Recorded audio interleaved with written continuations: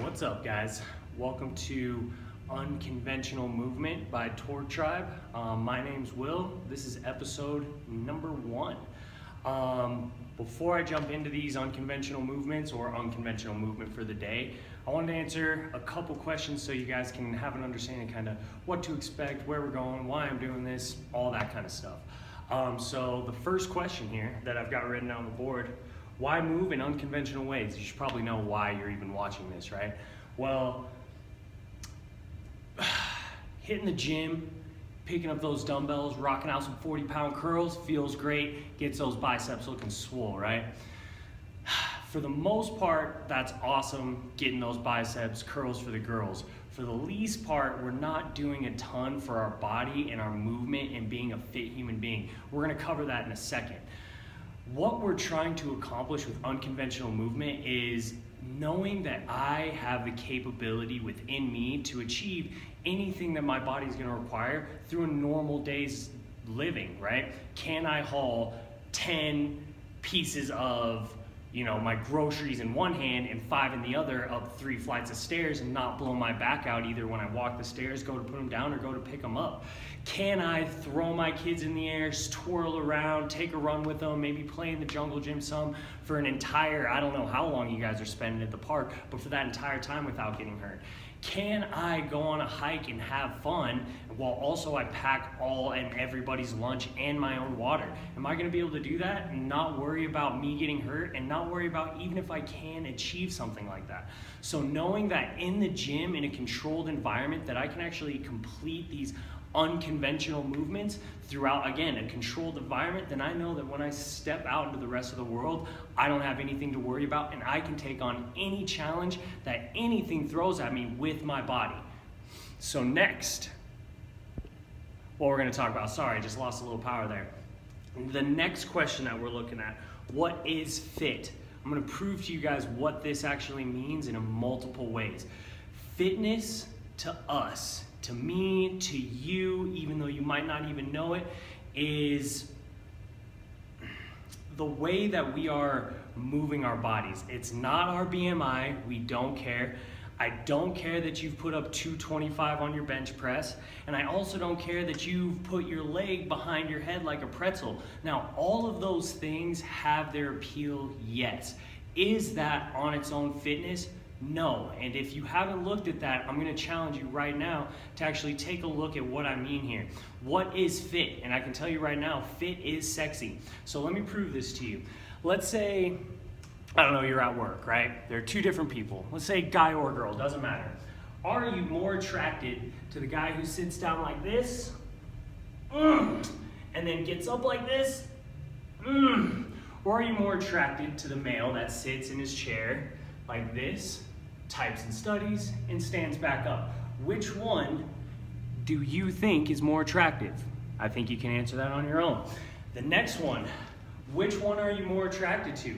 The person that's walking around like this all day, or maybe they're walking something like this, right? Or are you more attracted to the person that has their feet straight, that is standing this way and walking in more of an upright position using their glutes and hamstrings? Again, I think you can understand which one is going to feel and look better, right? So fitness, yes, it's sexy, but there is a different look at fitness. It's not how our physical features look, it's how we move around, right? The next one here: how will you apply this, all right? I'm going to give you guys lots of different movements. I'm going to give you guys lots of different things to do. And I'm going to show you different ways and talk to you different ways about how you can apply them, whether it be through in your workout, in your warm-up, at home. It can be in the middle of your workout. How are you applying them, and all that great stuff. So those are 3 major points that we're going to be looking at through this video series that we're going to be going through, okay?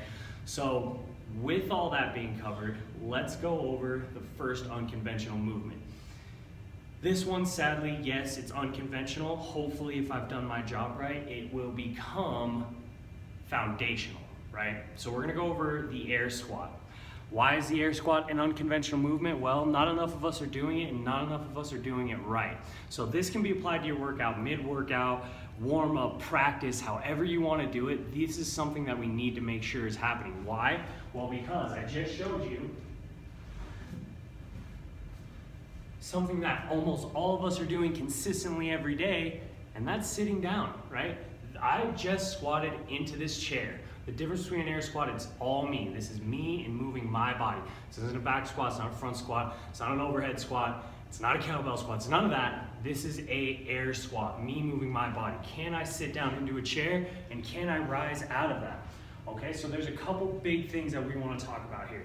When I'm squatting, all right, I'm going to give you a profile view. We want to make sure that as we set up, your setup wants to be about feet, shoulder to hip width apart. You can go between 0 degrees of turnout to 10 degrees of turnout. And the reason why is we're going to go over this. It's called torque. Screw your feet into the ground. You've got a nice wound up hip. You're nice and stable. Everything looks perfect. Now turn your feet out like a duck and try that again.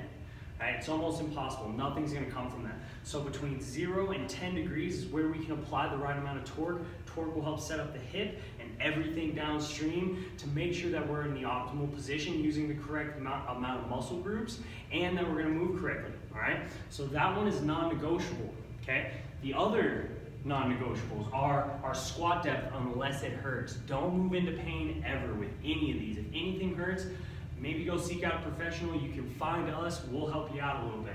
Okay, so when we're squatting, we want to make sure that we are engaging from our hips first. So I'm going to do a tiny little hip hinge backwards. Okay, so pushing my hips backwards. And then as I descend, as I get back to my butt, right there, I'm going to start squatting, right? The reason why is because if I load this joint first, this is a joint, yes, your hip is a joint, it's going to be the most loaded joint.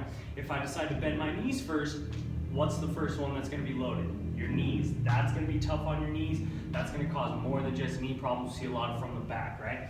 So again, we're going to kick our hips backwards, we're going to break at the knees, and we're going to start to descend. So the non-negotiable is hip crease to knee, again, unless it hurts. If you need some mobility practice, if you need some stability practice, either go search those videos online or come out and see us and we'll help you with a ton of that. As I start to squat, I want to keep that torso upright, keeping torque in my feet, drive all the way through and up, right? A couple things that we want to avoid here. As I kick my butt back, I want to avoid using my torso to get myself to the bottom, okay? I also, again, want to avoid staying too upright and overextending, right? That is extremely uncomfortable. That's low back problems. So one more time, I'm going to pull my hips backwards, break at the knees, and begin my descent into my squat. Hip crease to knee level, okay? So if you want the front view, torque, kick the hips back, break at the knees, hip crease to knee level or just below it. Work within your mobility. This can help increase mobility, stability, any kind of movement that you're looking for, guys. So this is the air squat. Add it into your workouts as an AMRAP. Add it in for 100s.